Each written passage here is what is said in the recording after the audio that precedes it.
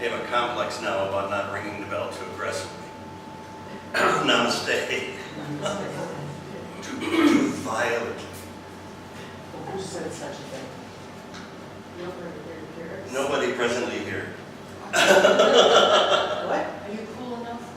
No, I'm sweating. You want to switch places? Okay. You can switch chairs. No, that's all right. Wait, let me start the music, and then when it stops, we can switch. Each time, you take one chair away. Aha. No.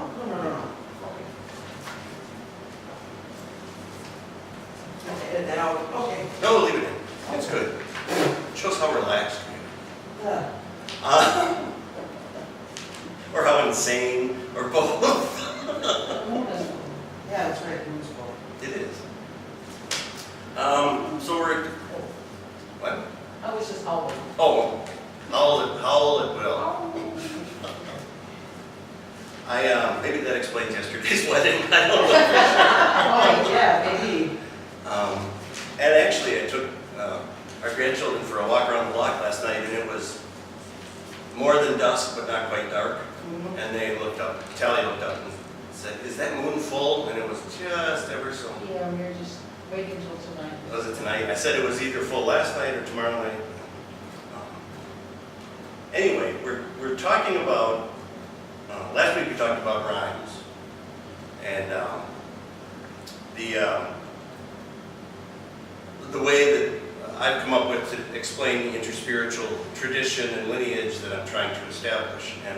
And so I thought it would be good, having talked about that, to talk about the Universal Anglican Church, or what I prefer to call the UAC, because the Universal Anglican Church words kind of send a message that isn't quite right. The denomination that I come out of to do this work. And it's, the reason I think it's interesting to talk about it, normally I wouldn't want to talk about denominations because I think they're pretty boring. But there's been this pretty significant evolution in the last 11 years of this denomination. And I think, I really believe that if you're not evolving, you're either not growing or not trying, or likely both. And somebody, and I used this quote recently, I forget where, maybe it was Thomas Merton that said, if you don't look back at the things you believed 5 years ago, or if the you of 5 years ago doesn't believe that the things you believe today are heresies, then you're not really growing. And I think that's really true. Other people have said today's heresy is tomorrow's doctrine, and so it's been a pretty consistent thought throughout spirituality, really, that change occurs when somebody says something that's so outlandish, the powers that be want to drive them out. And then sooner or later comes the point when whatever that thing was they said is pretty much accepted. And somebody else comes along and says something so outlandish that those same people that were almost or actually driven out over something they said now want to drive out this next group of people because that can't be the truth. And it's kind of like this walk we went on last night. We went around the block, and because we live on the corner of an angled street, our blocks are kind of goofy and they aren't straight. And it's not just the angled street that isn't straight, and so to the kids' way of viewing the moon, it kept moving from one side of the street to the other. Because when you were going this way, it was over there, and then you turned this corner that was more than 90 degrees, and all of a sudden it was over there, and then when the road straightened back out, it was straight ahead now, and why did the moon keep moving? And of course, most of us, at least, I hope all of us would agree that the moon wasn't really moving quite that quickly, that it was we that were moving and changing, and so from our point of view and our perspective, it seemed like the moon was in a different place. And that's the evolution of spiritual thought. Truth, for the most part, doesn't move, but our perspective changes. And so it seems like what was true yesterday isn't true anymore today. But in actuality, it's we who have now assumed a different perspective. That doesn't mean that some people at some points in history haven't been really screwed up about their perspective. I mean, we believe the earth was flat for crying out loud, and it even says so in the Bible. And Columbus sailed off fully expecting to fall off the edge of the earth. And when he didn't, we had to revise truth. So the UAC began when I stumbled on this group of 4 other people who wanted to form something they were calling the Universal Anglican Church in America. And I was pastoring my church in Waukesha, where at the time I would have been 40, not quite 43. There was one other member who was 42. There was one member who was, I have to do math now, 26. And the next youngest member was 65. And the next youngest member was 72. Oh, my goodness. And there were only about 30 members altogether. And so the future of this organization was not nearly as long in the tooth as most of the members were. and they hadn't had any fresh blood in, so I was keeping my eyes open because I knew I would want to do ministry beyond the life of this organization. And so I came across this discussion, and the idea was that we would form a church that was part of something called the Independent Sacramental Movement, which is usually a former Roman Catholic or a former Anglican who came up against something they didn't like and left. For most of the former Roman Catholic organizations, it was either a priest that wanted to get married or a gay person who wanted to be a priest. For Anglicans, it was much more dismal. It was people who didn't like contemporary English or didn't believe in women's ordination. And in fairness, some of the Roman Catholic, ex-Roman Catholics also believed in women's ordination. So on the one hand, you had people on the Catholic side of the equation leaving because they wanted more freedom. And you had people on the former Episcopalians who were leaving because they wanted less. And that's one of the reasons I don't like to say Universal Anglican Church, because it kind of implies that we're this group of people who wants less freedom and wants to turn back the clock. Well, to make a long story shorter, in 2006 we had looked around and kind of said most of the people that were in parts of these independent sacramental movements, a good 50% of them had felony sheets, felony convictions. And a majority of those were crimes against at-risk populations, arson in a church, stuff that you didn't really want to be around. And so we said maybe it would be a good idea to kind of sidestep away from that a little bit and say we're an alternative denomination, period. And then in 2009, I think it was, or 8, we sort of looked around the room at our annual meeting and said, does anybody here believe in hell? And if anybody did, nobody admitted it. And then, somebody might have, but nobody was really willing to admit it. And that sort of led to this inquiry where we said, okay, and then we looked around and we had some ministry partners. And we realized that we were doing projects and going to meetings where we found liturgical types like ourselves, Roman Catholics, Episcopalians, sort of Lutherans.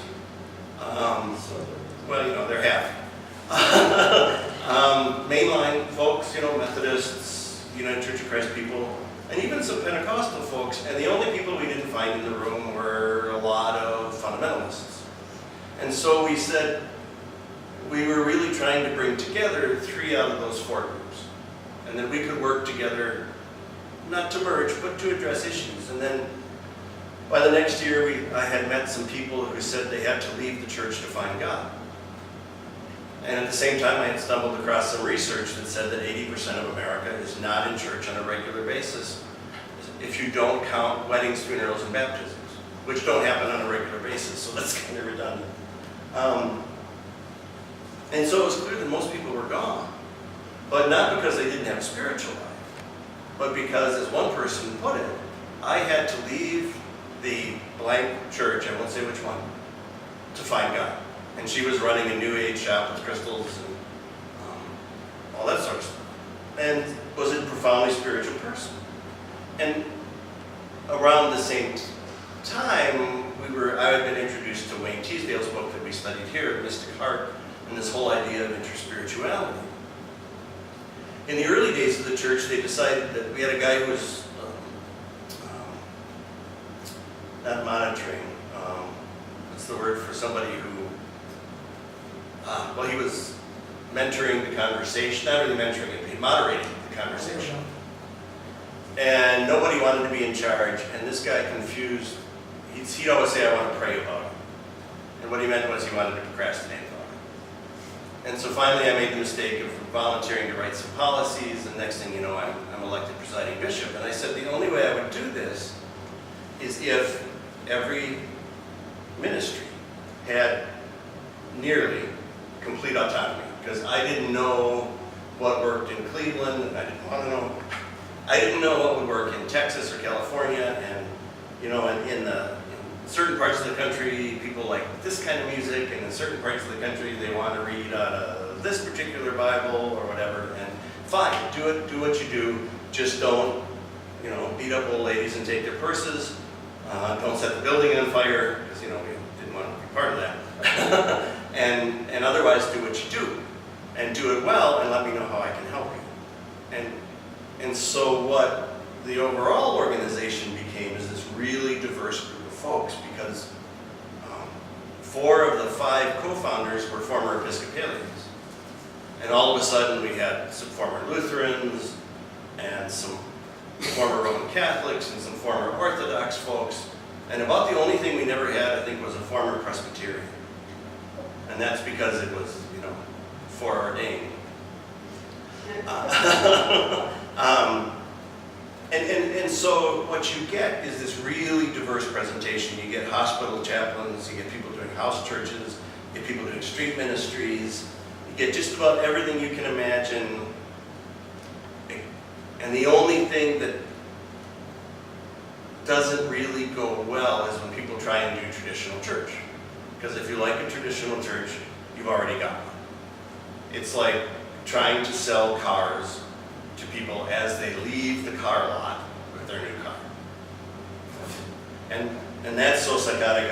Actually, when I worked in mental health, we admitted somebody who was having a major psychological crisis, and they knew it because he had bought a new car and went back to the dealership to buy another new car the next week.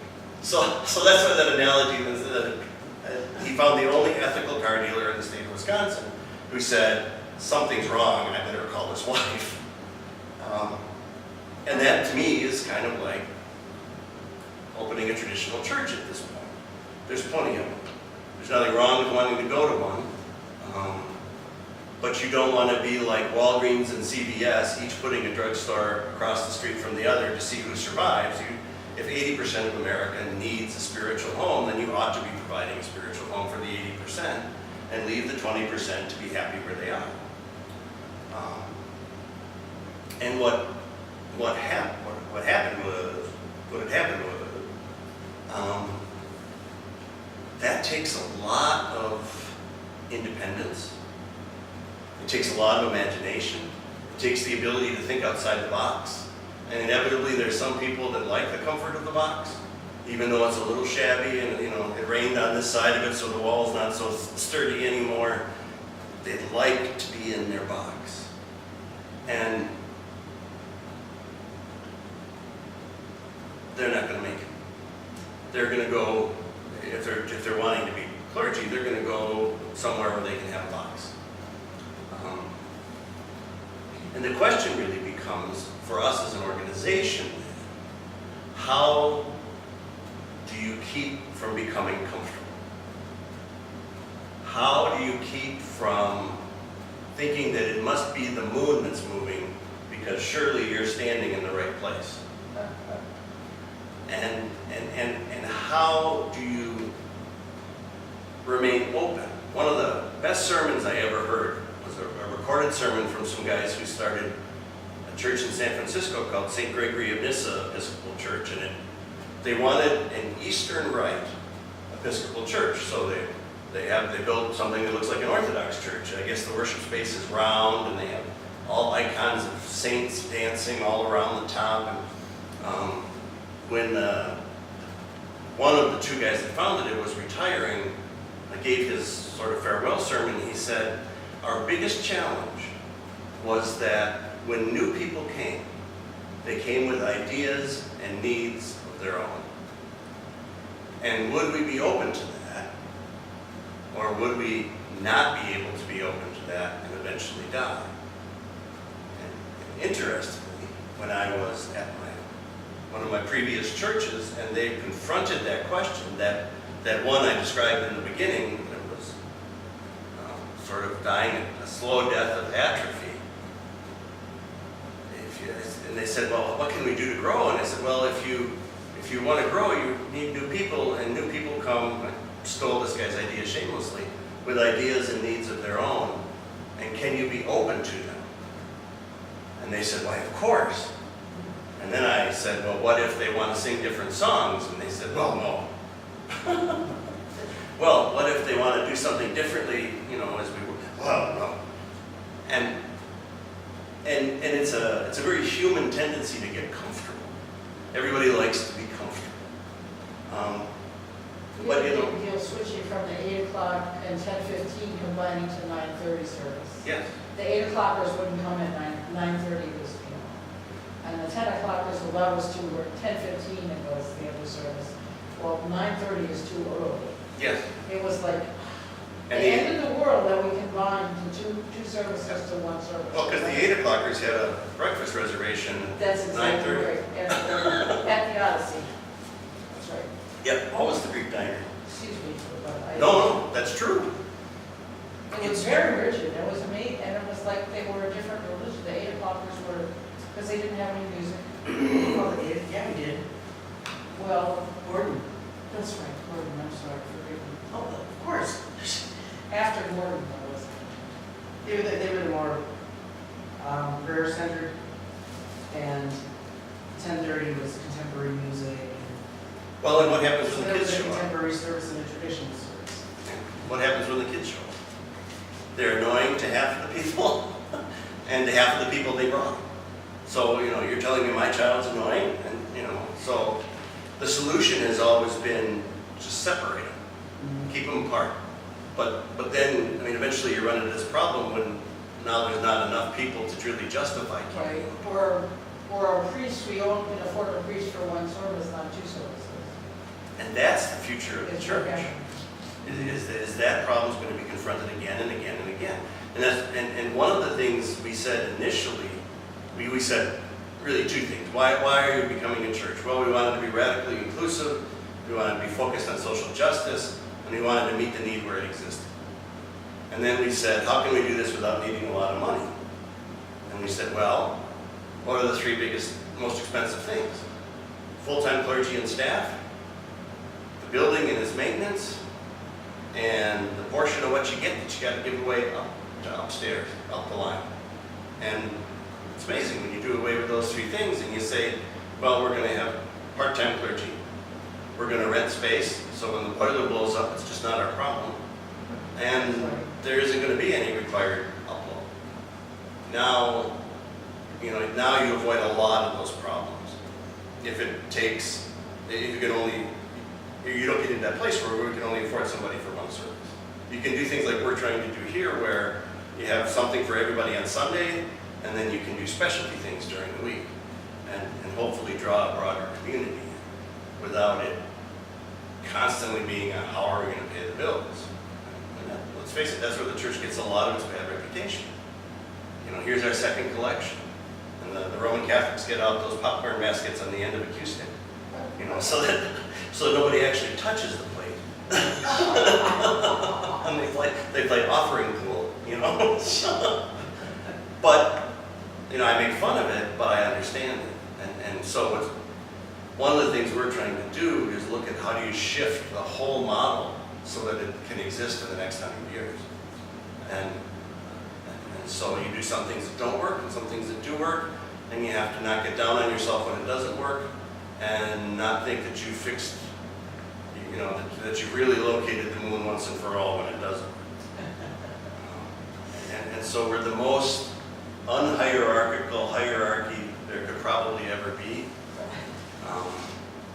But at some point, when you're sitting all alone, you can get pretty distorted in your outlook on the world without realizing it. So it's good too to be affiliated with other folks, so that if you do decide it's a good idea to start sacrificing small animals on the altar, somebody might just say, gee, nobody else is doing that right now.